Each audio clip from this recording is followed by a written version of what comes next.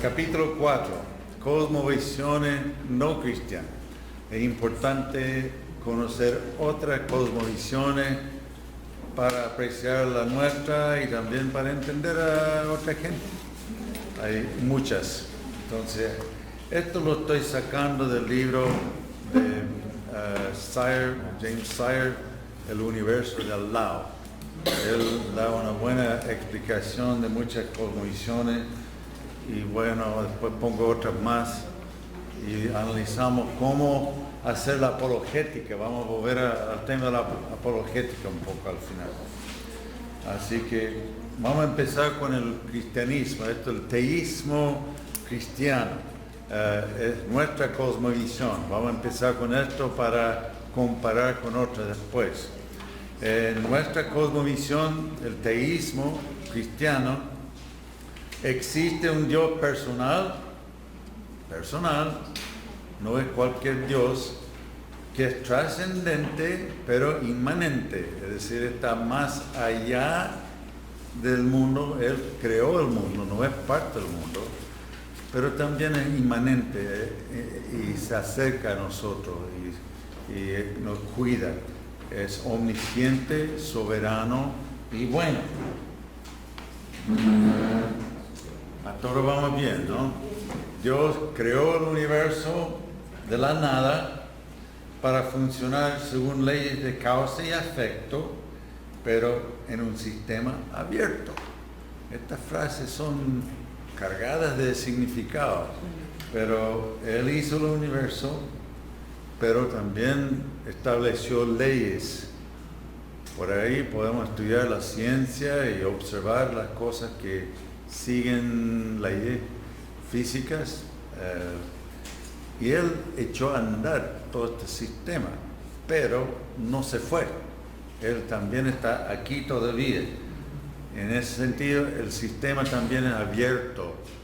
¿Cómo abierto? Él también se mete adentro del sistema y hace milagros, se comunica con el ser humano. Entonces Jesús vino a ser un hombre entre nosotros, así que y Él puede cambiar las leyes, también está abierto en ese sentido.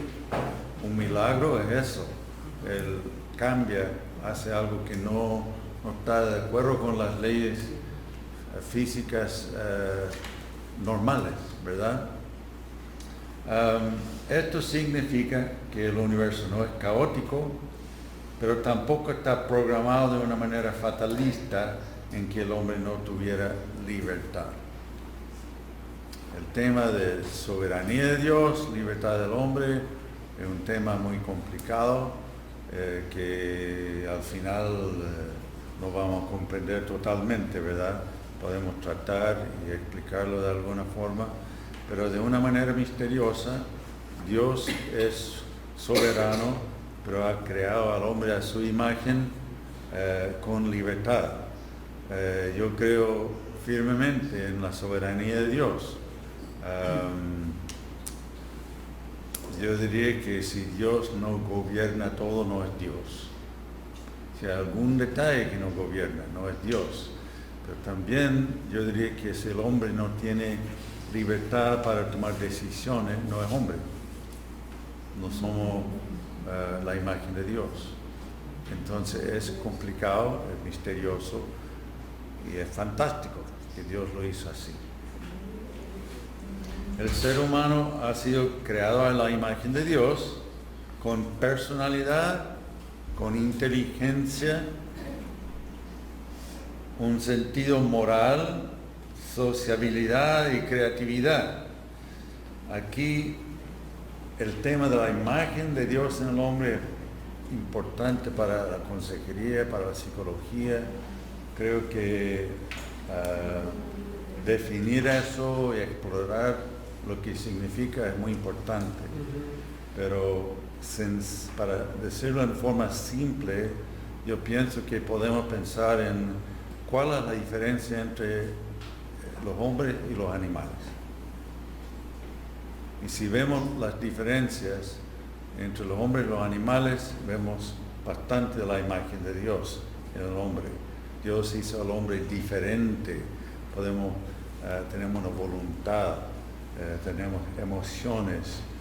Me van a decir que los animales tienen emociones, bueno, no como los hombres, no como los hombres. Muchas personas pueden hablar de los animales como si fueran casi hombres, pero hay una gran diferencia. Entonces la creatividad como digo, ya suena la alarma en la mañana, escucho eso, yo tengo que tomar una decisión. Apago la alarma y vuelvo a dormir, o despierto, me levanto. Estas cosas no hacen los animales, ¿verdad? Entonces puedo incluso hacer algo que me causa daño para ayudar a otra persona, ¿verdad? Son cosas que la música, las artes, digamos, todo eso son parte de la imagen de Dios y el hombre. La soberanía también sobre este mundo, parte de nuestra imagen de Dios. Un tema para explorar bastante importante para la consejería especialmente. El hombre fue creado bueno, pero por medio de la caída, la imagen de Dios en él fue desfigurada. El hombre no tiene la misma voluntad para obedecer al Señor. Tenemos tendencia a pecar, y bueno, en la teología hablan de la voluntad, la libertad del libre albedrío que tenía antes de la caída y después de la caída, después siendo cristiano y después siendo glorificado en el cielo. Hay etapas en el libre albedrío. Tenían libertad antes, ahora después de la caída tenemos libertad, pero nuestra voluntad está tan dañada por la caída. No queremos buscar a Dios, no podemos salvarnos solo, necesitamos a Dios para ser renovados y salvos. Después de ser convertidos, volvemos a tener la capacidad de también hacer el bien por la obra del Señor en nosotros. Y siendo glorificados, vamos a ser totalmente libres del pecado, libres del deseo de pecar. Vamos a tener algo como Cristo. No vamos a ser exactamente como Cristo, pero en nuestra tendencia, nuestro deseo de hacer el bien y todo, vamos a ser hechos como Cristo. Es para no creerlo, pero eso es lo que nos va a pasar. A través de Jesucristo, Dios redimió al hombre y empezó el proceso de la restauración de su pueblo. Y la ética está basada en el carácter de Dios. Dios nos da los mandamientos y explica su voluntad para nosotros de acuerdo con su propio carácter. Ese es el teísmo cristiano. Algo que agregar o preguntar ahí, esta es nuestra teología cristiana. El deísmo es un Dios solamente trascendente, pero no inmanente, no personal. Es un Dios impersonal. Es la primera causa de todo. Pero abandonó a andar solo como un gran reloj. Es el deísmo. Yo digo, si seguimos la lógica de Tomás de Aquino, podríamos fácilmente llegar a algo así. Un creador y un poder. Todo está funcionando ahora como un reloj y eso es todo. El cosmos que Dios creó es determinado y cerrado, sin intervención de Dios y sin la posibilidad de milagros. Está cerrado el universo. El ser humano es parte de la máquina del gran reloj del universo. La ética también se revela en el universo, es decir, lo que es correcto. ¿Qué más puede decir? Es el deísmo. ¿Alguna pregunta ahí? Profesor, esta posición totalmente la llevaba Tomás de Aquino, lo hacía ¿o no? O sea, no, él no era deísta. Yo digo, si alguien sigue su método, podría llegar a esto fácilmente. Y otro tipo de Dios también. Por eso él dice, hasta ahí llegamos y tenemos que abrir la Biblia ahora y ver la Trinidad, ver todo esto, pero la razón me lleva a un Dios, casi sin definirlo bien, y podía ser este. Sí, perdón. Profe, el islamismo se considera una religión deísta. El islamismo. el Islam. No exactamente, vamos a hablar del Islam un poco, pero es fatalista sí, en ese sentido, pero no abandonó el universo como en el deísmo. Profe, ¿cómo Sí. es un ejemplo de deísmo? Algo que palpable, no sé. Sí, no, que no es tan común ahora, pero yo sé esto, que en el comienzo de Estados Unidos muchos de los fundadores eran deístas. Podía ser, por ejemplo, no sé mucho de la masonería, pero la masonería podía ser algo así también, algunos de ellos. No digo que todos los masones sean deístas, pero lo que sé de la masonería, como hablan de un Dios así más o menos. En ¿verdad? Cuba hay una asociación que se llama Asociación Teosófica. Teosófica. Estudian la teología mezclada con la filosofía. Y entonces esa es la postura de ellos, al menos de los que conozco aquí, que más o menos esa es la postura de ellos. Y sobre todo algunos evolucionistas evolucionistas teístas, o sea, creen en la evolución, Sí. porque Dios creó a través de la evolución, que es como ellos plantean, ¿no? Más o menos. O sea, Es un buen ejemplo también. Yo pienso que algunos que creen en la evolución, pero se enfrentan con el gran problema de cómo comenzó todo, bueno, ahí ponen a Dios. Okay. ya. Entonces eso le ayuda a explicar cómo comenzó Dios todo. creó a través de la evolución. Sí, yo creo, sí, él hizo todo esto, pero casi impersonal. Sí. No sé si alguien tiene otro ejemplo, pero sí hay deístas. El naturalismo. En esto Dios no existe. El resultado es como el resultado del deísmo, pero sin Dios. Este es naturalismo. No incluye a Dios. Pero el resto es bien similar, porque es como una máquina. La materia existe desde la eternidad. ¿Ve? Todo lo material ya existía desde la eternidad. Y eso es todo lo que existe. Dios no existe. Bueno, no puedo resistir, digamos, desde la eternidad. Sabemos que hay leyes de, ¿quién estaba mencionando las leyes De la entropía. eso, todo se va apagando y Todo arde en una eternidad estaría todo apagado ya. ¿Verdad? Ese es el problema que tienen, pero después podemos hablar del Big Bang y después cuántos Big Bang hubo, porque se empieza, se apaga, empieza de nuevo. Es la explicación de algunos. En todo caso, la materia existía desde siempre y no hay Dios. El cosmos funciona de acuerdo con las leyes de causa y efecto y está cerrado. El hombre es nada más que una máquina compleja.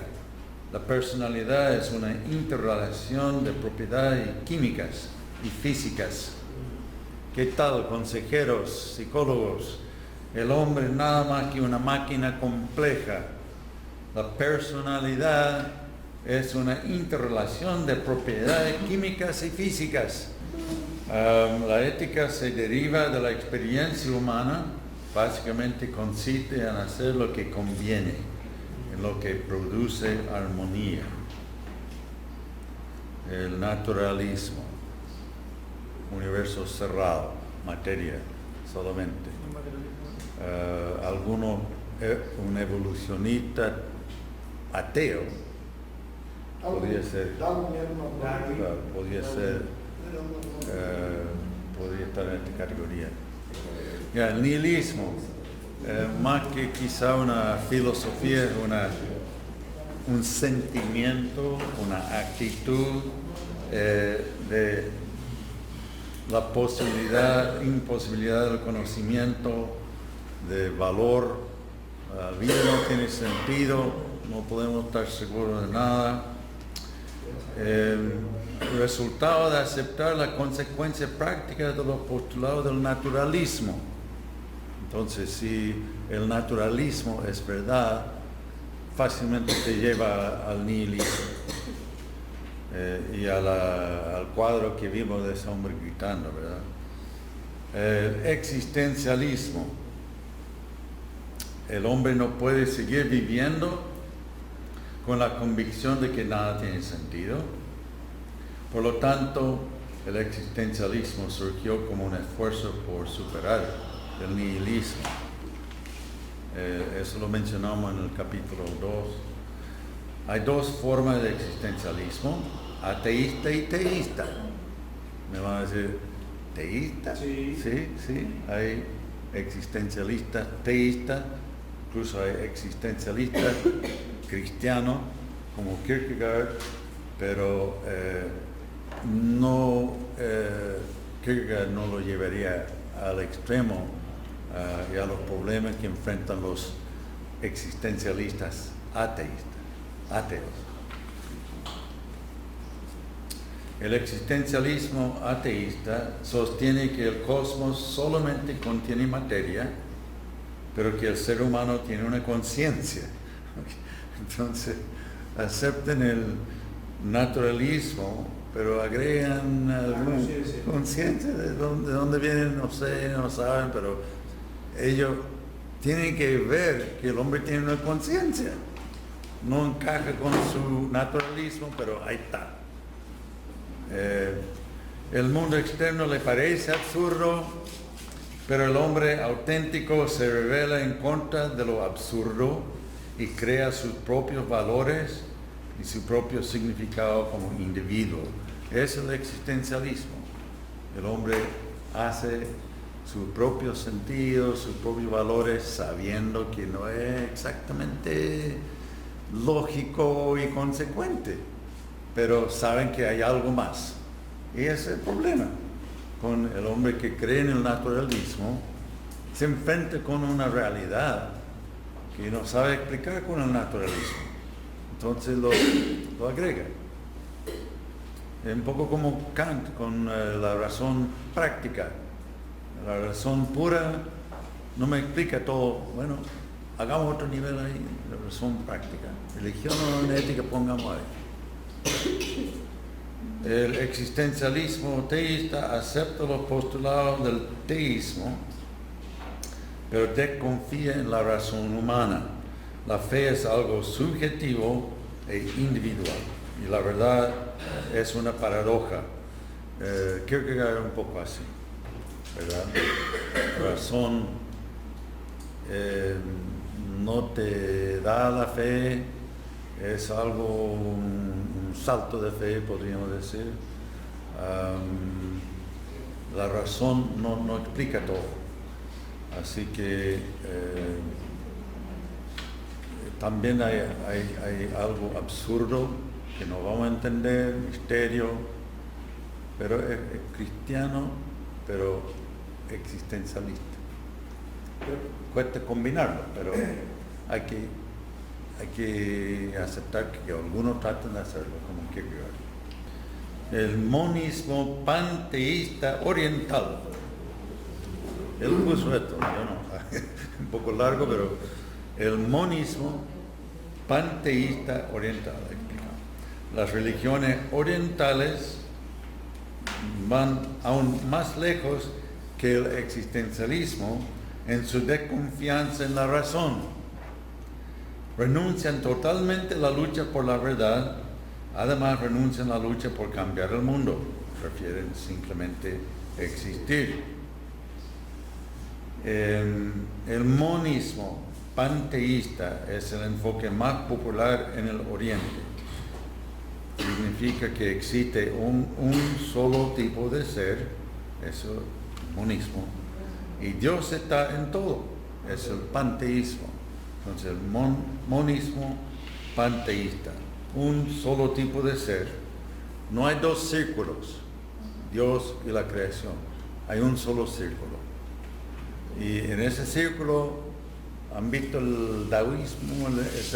Ese círculo con un lado negro y otro lado blanco. Yin y yang, claro. Entonces eso es lo que creen. Hay una unidad y este blanco y negro son parte de un solo ser. Entonces al final, a ver, ahí está. Al final, todo el cosmos es bueno y no hay verdaderas contradicciones. Y como decía Sire, eso los lleva a como un pasivismo. En vez de ayudar a los que están sufriendo, es como... Y el Islam tiene un poco de eso también. Pero ahí está.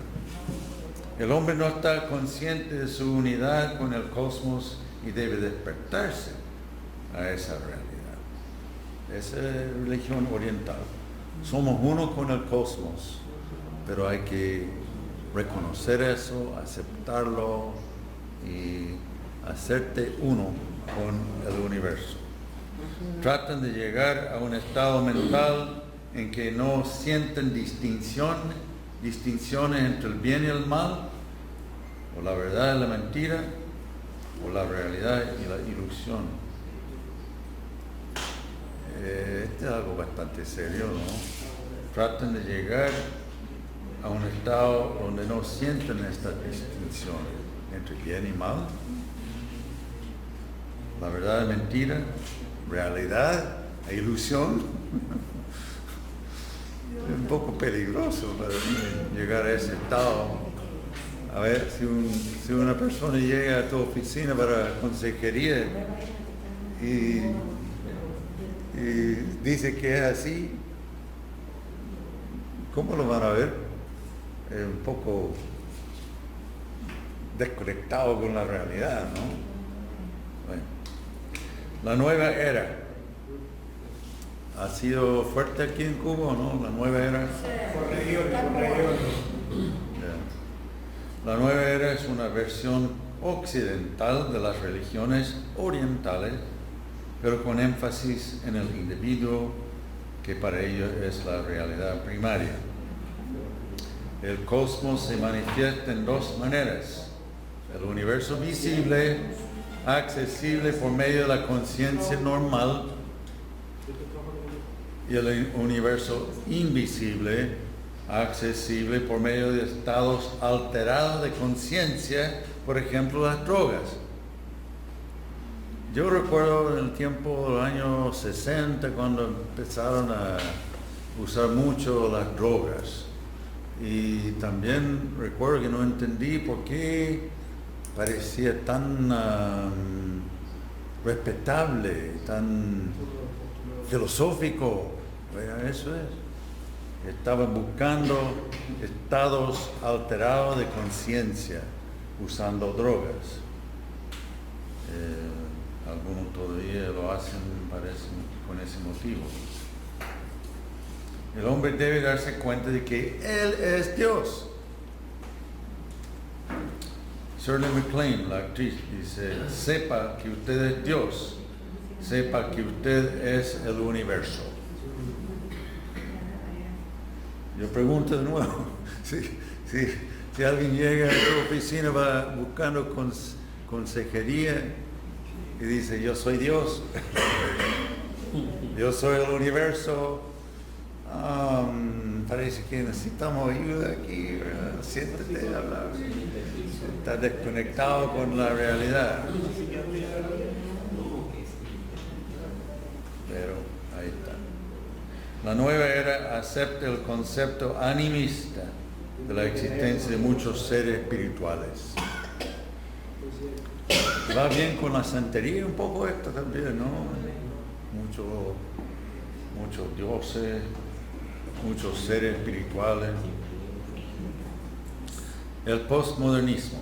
El modernismo comenzó con Descartes y la confianza en la razón y la ciencia. El postmodernismo ya no confía en la razón, repitiendo lo que vimos en el capítulo 2. No se preocupa por entender cómo es el ser, la ontología, o por cómo saber la verdad, la epistemología, sino solamente por el significado del lenguaje. El hombre es el que decide decir de sí mismo. La ética es determinada por la sociedad. Lo correcto, lo que decidimos es correcto. Bastante enfocado en uno mismo, el individualismo. Es el postmodernismo.